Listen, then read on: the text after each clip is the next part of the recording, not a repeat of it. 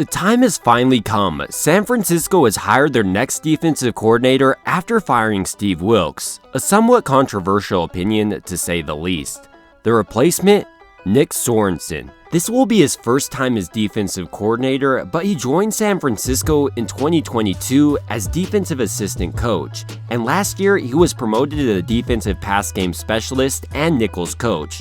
During 2023, he led the weekly takeaway meeting that emphasized turnovers. It was called The Ball, and during this meeting, he would lay out how he was planning to attack opposing teams' quarterbacks to force these turnovers. And boy, whatever he was telling them boys, it worked, because San Francisco led the league in interceptions with 22. And while this interception total is nice, I think more importantly is that Kyle Shanahan sat in on these meetings and gave his direct feedback to Sorensen. Meaning for the last few years, Sorensen has been able to take a bird's eye view of this defense and take into account everything Kyle Shanahan wants to be ran. In this way, I think this is a much better addition than Steve Wilks, who had to learn this defense on the fly. But even though Wilks was made out to be the bad guy last season, I still think Sorensen has the unique ability to take benefits he learned from Wilks and Ryans over these last 2 years. I, for one, think Ryans is much better in the front seven, and Wilks is a better DB coach. So if Sorensen is able to somehow mix these two philosophies, you could have a real nightmare of a defense on your hands. But there's so much more to Sorensen than just his time with San Francisco, including a stint as the defensive backs coach for the legendary Legion of Boom in Seattle. In addition to this hiring, San Francisco has also brought in Brandon Staley as assistant head coach. This addition will fill the vacancy left by Anthony Lynn's departure. Brandon Staley was the Chargers head coach last year, and while I definitely wouldn't give him the sole DC role, I do like San Francisco bringing in a more experienced DC to offer guardrails and advice for a rookie DC in Sorensen. And in this way, Sorensen can also help Staley learn this defense. While this is Sorensen's first opportunity to coach his own defense, it's not like he's inexperienced though. He has time coaching for Seattle as well as playing in the NFL. Sorensen didn't start his football career on the defensive side of the ball though. As a high school player, he was a quarterback and even went to Virginia Tech to play that position.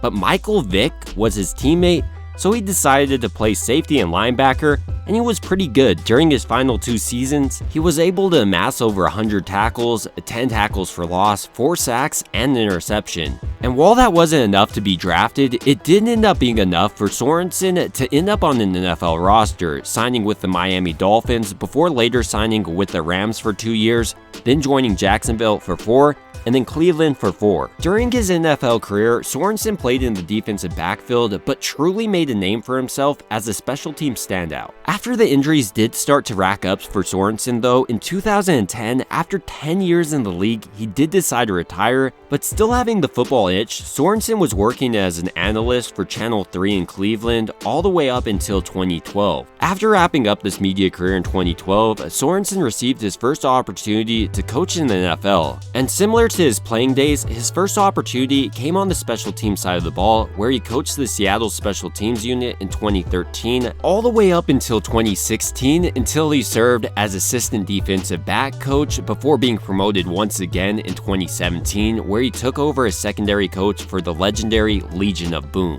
During this period, Sorensen would first be introduced to Pete Carroll's revolutionary defense at the time. It ran a 4-3 defense, much different than the usual 3-4 you see today. But the most interesting thing about Pete Carroll's defense might have been the players they were using. They had guys like Cam Chancellor they could line up in the box to really establish their dominance in the run game, and then if you try to throw deep on them, they had the Legion of Boom with Richard Sherman leading that front. The base defense during this time was a cover 3 where they basically lined up and said, "We were better, try to beat us." And most teams couldn't. Robert Saleh was also a prominent defensive coach for Seattle during this period, and he was instrumental in bringing this defense over to San Francisco. He did have a few variations though. Specifically, he changed over to a wide 9 front, which was better at getting to the quarterback. In addition to that, Robert Saleh mixed in a lot more variations in his coverage. Specifically, you would see a lot more cover 2 being mixed in. In the following years, we would see additions by D'Amico Ryans and most recently Steve Wilks, but we're not there just yet. Sorensen continued to serve as a secondary coach for Seattle all the way up until 2020 Before being hired as the Jacksonville Jaguars special teams coordinator in 2021, and then in 2022, he was brought on as San Francisco's defensive assistant. Perhaps the biggest question on everyone's mind, though, is what to expect out of a defensive coordinator with no experience at the position. While I would love to come out here and say you're going to see sweeping changes, the fact is you're probably not.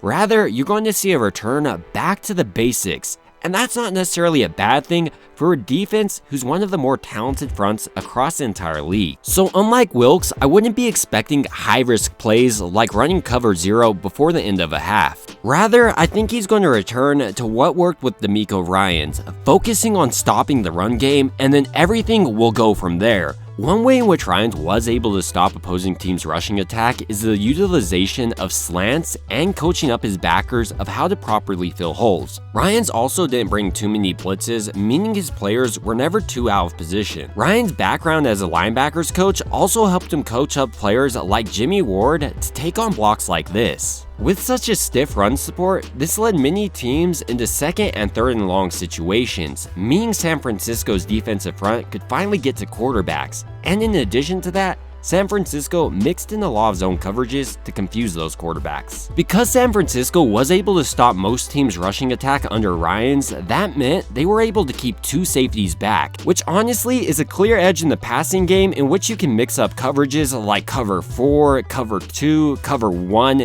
You could do anything and the opposing team's quarterback has no idea what's coming. And in this way, I think Kyle Shanahan is looking back at his decision to hire an internal candidate in DeMeco Ryans as a big win for his organization. So in a similar way, I think he could be looking at Nick Sorensen as a plug-and-play option in comparison to Steve Wilks, who he brought in to hope to learn his defense, but really struggled throughout the year to match the secondary and front 7. And that was his biggest downfall. He was never able to stop the run and really look as a cohesive unit on the defensive side of the ball. Sorensen, like Ryans, is also a player's coach. Most recently in 2010, he was in the NFL, so he understands what players are going through and how hard it can be. And the parallels don't end there for Ryans and Sorensen. Like Ryans, this is going to be Sorensen's first opportunity as a defensive coordinator, and I'm expecting big things. And it's not like Shanahan is setting him up for failure, but rather I think he's setting him up for a lot of success. By bringing in a guy like Brandon Staley, Nick Sorensen and Kyle Shanahan will be able to draw on his experience to help design a game plan to effectively eliminate other teams' threats. So ultimately, when I woke up this morning, I wasn't disappointed to hear the news that San Francisco hired Nick Sorensen as their next defensive coordinator, because when I look at Sorensen, I see a lot of similarities with DeMeco Ryans in the way he runs his defense, but also his background as a player and what he can offer San Francisco in terms of stability for the next few years, especially if he's successful. But ultimately, these are just my thoughts about Sorensen and what he offers San Francisco going forward, and I'd like to hear your thoughts about the hiring of Nick Sorensen and Brandon Staley down below. It would also mean a ton to me if you liked and subscribed, and as always, I hope you guys have a great rest of your day.